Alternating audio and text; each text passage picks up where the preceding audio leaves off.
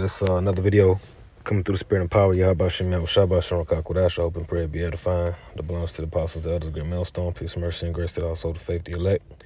Saw this clip on the Apostle Tahar's channel. He was giving commentary on this video with vocab approaching this Israelite camp and probably in Arizona.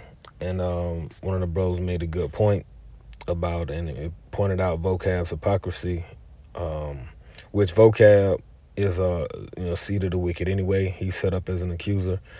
He's set up to come against us and gather intel and in the camps and present a case later on, which is going to be used.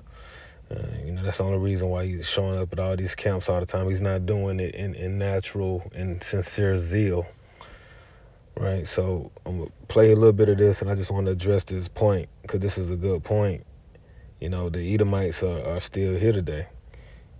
And let's play. Netanyahu say he brought out a scripture speaking. But that's what I'm saying. Right. Hey, vocab. You said that in the Roman Jewish wars that the Edomites were done away with. But I heard Netanyahu say he brought out a scripture speaking about the Lord would have war with Amalek from generation to generation. Which Amalek are Edomites. That's right. He said that the Ishmaelites are the real Edomites. So then there's now a issue with your belief in believing that those people that call themselves Jews. Yes. Right, and the ideology that you push. There's a disconnect there. Yep. There's definitely a disconnect. Yep. So vocab teaches that and says that the Edomites are done away with. But Netanyahu, Prime Minister of Israel, he quoted the Bible and he put the label of the Amalekites on the Palestinians. He said that they are the Amalekites, which Amalek was Esau's grandson. So essentially he's saying that he's justifying what they're doing, ethnic cleansing on them people by saying these are the Amalekites. And the Bible told us to get them out of the land. So they're saying that the Edomites are still here today. So what you talking about, vocab? You say that they're not here, but you got all this gripe against Hebrew Israelites, but the people in the land who have the Holy Land who have the actual power, they actually saying, well, now we are Israelites and these people are Amalekites and we're going to get them out of there. And you ain't said nothing about that. All right, Esau is here today. That's why he's known as the mystery of iniquity.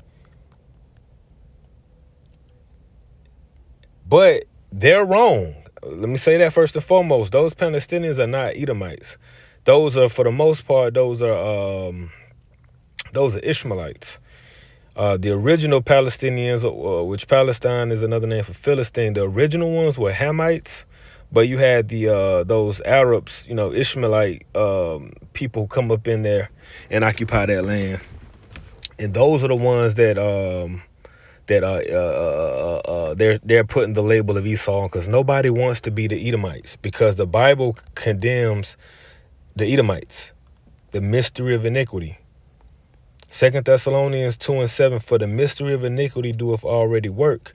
Only he who now letteth will let until he be taken out the way. And the work that the mystery of iniquity would be doing would be this. Revelation 20:7, and when the 1,000 years are expired, Satan shall be loosed out of his prison and shall go out to deceive the nations which are in the four quarters of the earth. So he would go worldwide deceiving the world. That's the mystery of iniquity. This is what the Edomites have done. They have lied and deceived all the nations everywhere. And the first and most important lie is who they are, hiding who they are and what they're doing. That's why they're the mystery. The man of sin must be revealed in his time, because at the end it shall speak and not lie. And what's at the end? Esau. 2 Esdras 6:9, for Esau is the end of the world and Jacob is the beginning of it that follows. So the people that have been beaten up and downtrodden the most, which is the descendants of Jacob, in the end, they will rise up on their feet, right, through the spirit of the Most High, Yahweh Shem Yahweh Shai, and their enemies will see them. And then Esau will be revealed synonymously at that time.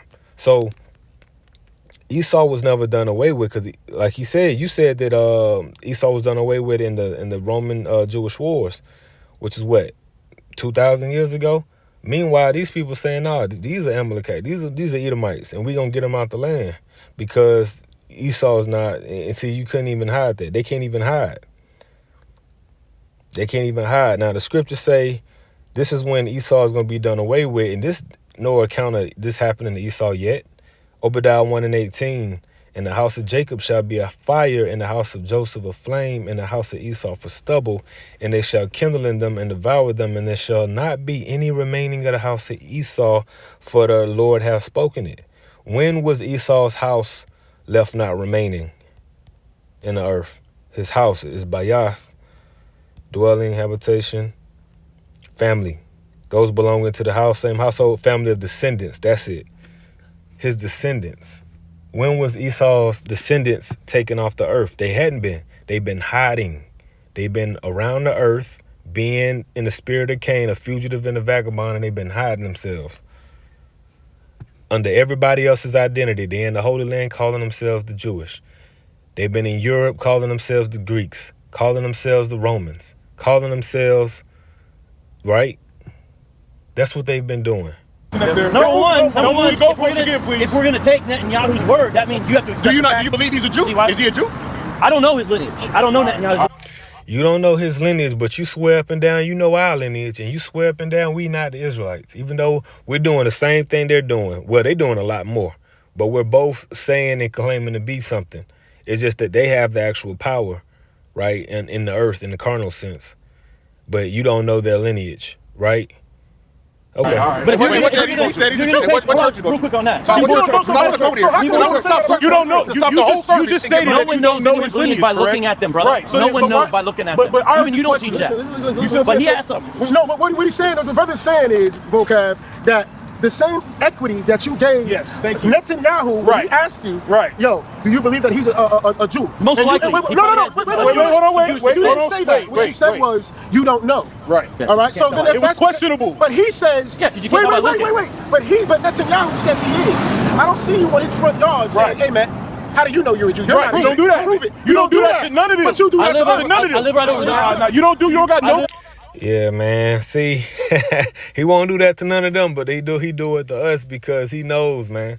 He know what's up. He know what's up. Hey, man, all praises to y'all about Shem Abishai, man. The Lord is let's get Luke 21.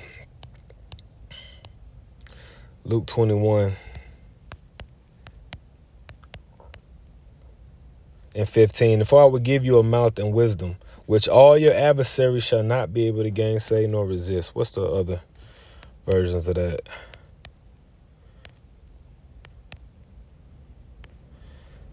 Let's look at the BB, the AMP. It's BB. If I would give you words and wisdom so that not one of those who are against you will be able to get the better of you or to put you in the wrong. That's what they can't do. They can't get the better of us and they can't put us in the wrong. And that's why there's power in the word, because you sticking to the word. This is how you overcome the wicked one. Just by the testimony. This is how we overcome.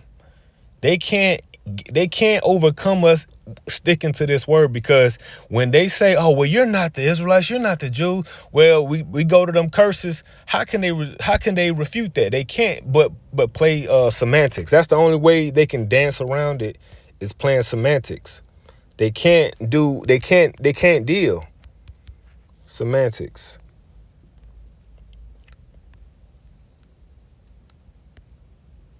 What is semantics?